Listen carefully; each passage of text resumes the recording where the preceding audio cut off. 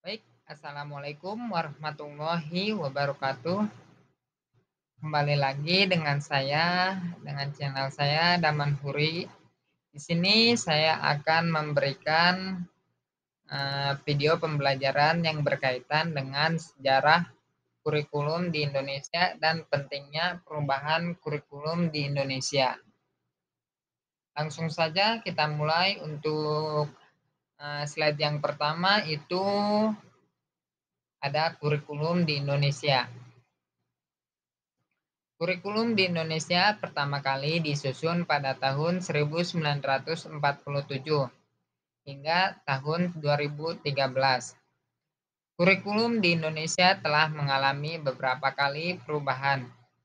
Perubahan dan penetapan kurikulum di Indonesia merupakan suatu kewenangan dari Menteri Pendidikan, Kebudayaan, Riset, dan Teknologi Indonesia. Kurikulum di Indonesia dikelola melalui kebijakan publik dalam bidang pendidikan yang diatur oleh Kementerian Pendidikan, Kebudayaan Riset, dan Teknologi Indonesia.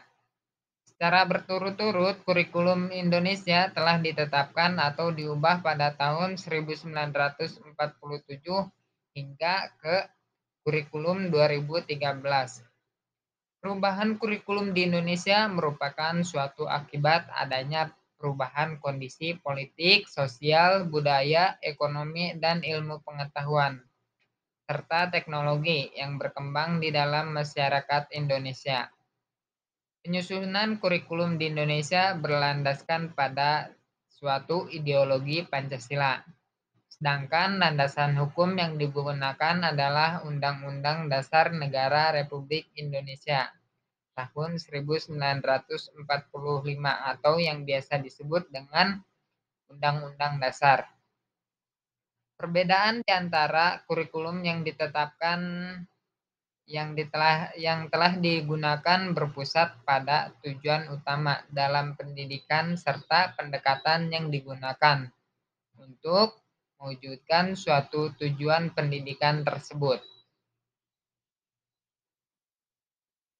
Selanjutnya, sejarah kurikulum. Sejarah kurikulum terdapat dua, dari masa ke masa sebelum kemerdekaan maupun masa setelah kemerdekaan. Masa sebelum kemerdekaan, kurikulum telah diterapkan di Indonesia oleh pemerintah Hindia Belanda dan Jepang sebelum kemerdekaan Indonesia tercapai. Belanda menerapkan kurikulum pada sekolah-sekolah yang dikuasainya. Pembuatan kurikulum disesuaikan dengan kepentingan Belanda. Belanda membentuk kurikulum untuk tujuan memperlancar perdagangan dengan pribumi serta mempercepat penyebaran agama Kristen di Indonesia. Dalam lembaga pendidikan, penduduk pribumi diajari cara membaca, menulis, agar dapat bekerja di perdagangan yang dikuasai oleh Belanda tersebut. Setelah Belanda menyerah kepada Jepang, kurikulum di Indonesia diubah sesuai dengan kepentingan Jepang. Di Indonesia, Jepang mendirikan sekolah rakyat yang bernama Kokumin Gakko. Penduduk pribumi diharuskan mengikuti pembelajaran selama 6 tahun dalam penerapan kurikulum di Indonesia oleh Jepang. Bahasa Belanda digunakan hanya sebagai bahasa pengantar saja. Selanjutnya, masa setelah kemerdekaan. Masa setelah kemerdekaan, setelah Indonesia melakukan proklamasi kemerdekaan, kurikulum di Indonesia telah berubah beberapa kali pada masa Orde Lama, Orde Baru, maupun masa reformasi.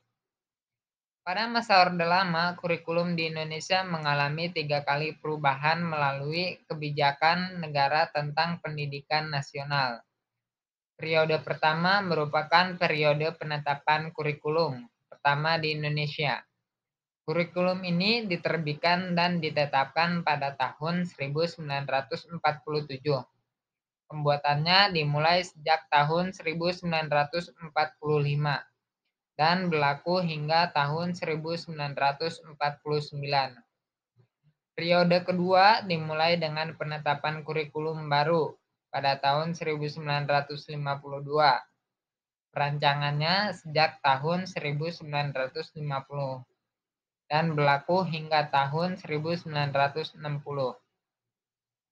Perubahan kurikulum ketiga sekaligus terakhir pada masa pemerintahan Orde Lama adalah kurikulum 1964. Kurikulum ini telah dipersiapkan pada tahun 1961 dan dilaksanakan hingga tahun 1968. Pada masa Orde Lama, kurikulum di Indonesia bertujuan untuk menetapkan suatu karakter kebangsaan, tetapi disertai dengan tujuan politik penguatan ideologi kekuasaan Soekarno. Setelah pemerintahan Orde Lama berakhir dan pemerintahan Orde Baru dimulai, kurikulum di Indonesia bertujuan untuk memperkuat suatu ideologi Pancasila dan pembangunan negara.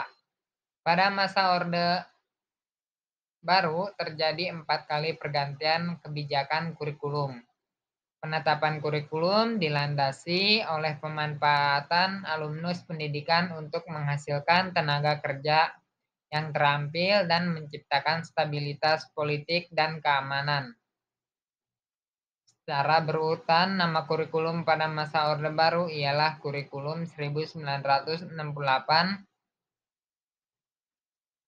kurikulum 1975, kurikulum 1984, dan kurikulum 1994. Setelah masa Orde Baru berakhir dan digantikan dengan masa reformasi, kurikulum di Indonesia telah berganti sebanyak 3 kali. Kurikulum yang pertama pada masa reformasi adalah kurikulum berbasis kompetensi atau kurikulum 2004. Kurikulum tingkat satuan pendidikan atau kurikulum 2006, dan kurikulum 2013 atau yang biasa disebut dengan Kurtilas. Untuk slide selanjutnya, perkembangan kurikulum di Indonesia itu ada 3 masa. Pertama ada masa Orde Lama, dilanjut masa Orde Baru, dan masa reformasi. Pada masa Orde Lama itu ada rencana pembelajaran pada tahun 1947 atau yang biasa disebut dengan kurikulum 1947. Setelah Indonesia mencapai kemerdekaan, pemerintah Indonesia mulai menyusun kurikulum yang diberlakukan di seluruh wilayah Indonesia. Kurikulum pertama berhasil disusun dan dimulai diberlakukan pada tahun 1947. Pada masa Orde Lama, istilah kurikulum belum terlalu dikenal karena merupakan kata serapan dari bahasa Inggris. Nama kurikulum ini ialah Rencana Pembelajaran tahun 1947. Rencana pembelajaran disusun dengan tujuan politik, yaitu menghilangkan suatu kurikulum yang diterapkan oleh Belanda selama menjajah Indonesia. Tujuan utama rencana pembelajaran pada tahun 1947 adalah pembentukan watak, kesadaran bernegara, dan kesadaran bermasyarakat. Pendidikan yang berkaitan dengan pemikiran-pemikiran umum belum terlalu diperhatikan. Materi pembelajaran disusun sesuai dengan kejadian sehari-hari, kesenian, dan pendidikan jasmani.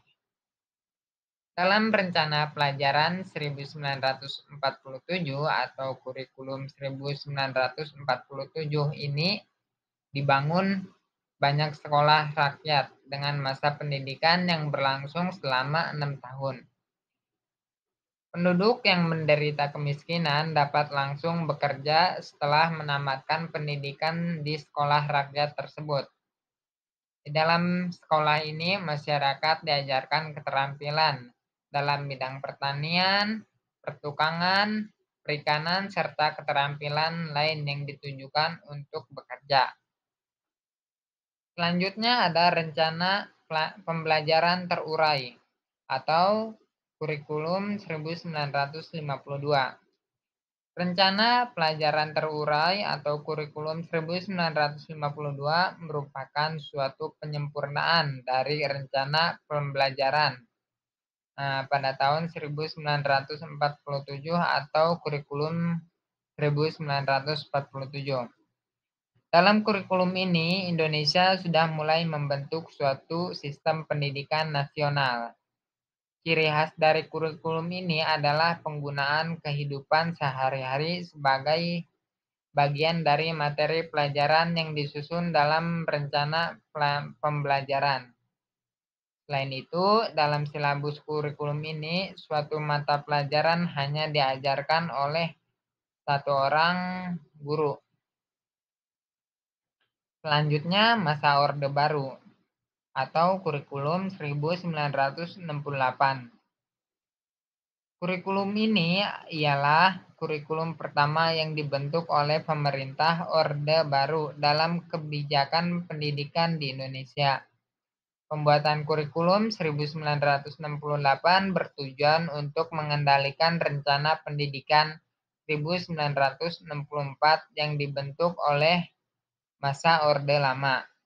Dalam kurikulum 1968, pendidikan nasional ditunjukkan untuk membentuk manusia dengan ideologi Pancasila yang sehat secara jasmani maupun rohani serta memiliki kecerdasan dan keterampilan.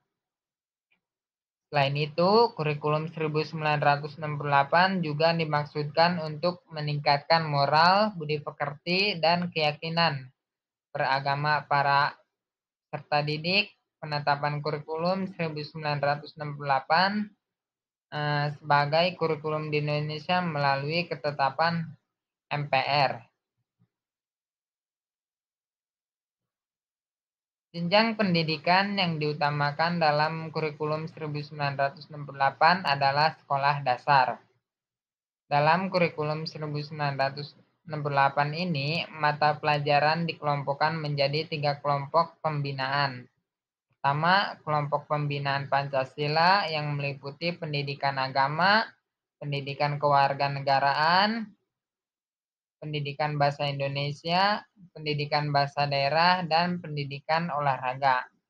Kedua, kelompok pembinaan pengetahuan dasar berupa berhitung, ilmu pengetahuan alam, pendidikan kesenian, dan pendidikan kesejahteraan keluarga. Sedangkan kelompok ketiga berkaitan dengan pengembangan kecakapan khusus, yaitu kejuruan teknik, dan kejuruan ketatalaksanaan. Kelompok kejuruan ketiga dibagi lagi menjadi kejuruan pertanian, peternakan, dan perikanan. Kejuruan teknik dibagi menjadi kejuruan di bidang pekerjaan tangan dan perbengkelan. Sedangkan kejuruan ketatalaksanaan dibagi menjadi kejuruan bidang koperasi dan tabungan. Kurikulum ini memusatkan pembelajaran secara teori dan tidak mengembangkan aspek afektif dalam psikomotorik pada peserta didik. Tujuan pendidikan lebih diarahkan untuk pengembangan pengetahuan. Selanjutnya ada masa reformasi. Kurikulum tingkat satuan pendidikan atau yang biasa disebut dengan KTSP, kurikulum 2006.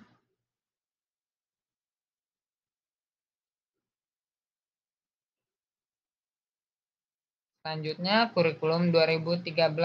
Pemerintah Indonesia menetapkan kurikulum 2013 sebagai pengganti dari kurikulum tingkat satuan pendidikan KTSP atau kurikulum 2006. Ciri umum dari kurikulum 2013 adalah tujuan pendidikan yang berfokus pada capaian pembelajaran. Kegiatan pembelajaran ditunjukkan sebagai sarana pengembangan sikap dan budi peserta didik. Kurikulum 2013 diterapkan pertama kali pada tahun 2013. Pada tahun pertama penetapan kurikulum 2013, hanya ada beberapa sekolah yang dipilih sebagai lokasi uji coba. Untuk slide selanjutnya, itu berkaitan dengan pentingnya perubahan kurikulum.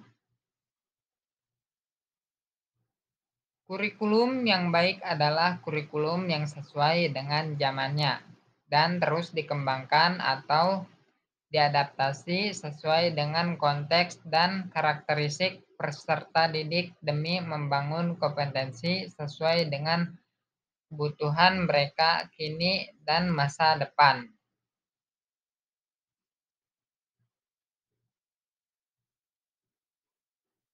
Kurikulum harus selalu berubah sesuai dengan perkembangan zaman, apalagi masa sekarang ini. Ilmu pengetahuan dan teknologi informasi telah berkembang dan pembelajaran akan membosankan tanpa adanya perubahan. Bukankah tugas kita untuk menyiapkan para peserta didik kita menghadapi zaman yang baru, zaman yang sama sekali berbeda dengan zaman kita dulu?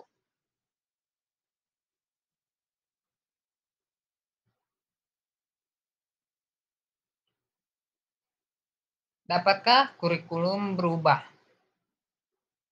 Kurikulum operasional satuan pendidikan harus bersifat dinamis, artinya dapat diubah sesuai dengan perubahan dan perkembangan budaya dan zaman, selain mengikuti zaman yang sudah diadaptasi sesuai lingkungan geografis. Kurikulum bersifat dinamis dan terus dikembangkan atau diadaptasi sesuai dengan konteks dan kebutuhan peserta didik untuk membangun kompetensi sesuai masa kini dan masa yang akan datang. Slide selanjutnya, bagaimana untuk mewujudkannya? Adanya seluruh komponen masyarakat, yaitu untuk mewujudkannya adalah peran masyarakat atau orang tua dan sekolah harus menempatkan kebutuhan, pendapat, pengalaman, hasil belajar, serta kepentingan peserta didik sebagai pengembangan kurikulum yang karena kurikulum dirancang untuk kebutuhan bagi peserta didik tersebut.